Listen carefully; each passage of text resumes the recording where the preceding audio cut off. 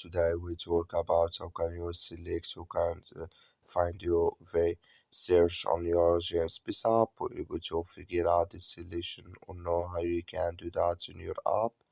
So all you have to do, you just go above your photo profile, click on it here. So then it's going to take you to an next here. Then all you have to do, just click here on settings. So then it's going to take you to next here. Then all you have to do now, just click here on privacy settings, click on it. When you click here on privacy settings, it's going to take you to next here. Then all you have to do now, just click here on search. So when you click on it, it's going to show for you a list like this. And here can you select who can find you via search here if you want to add everybody or my contacts or no one.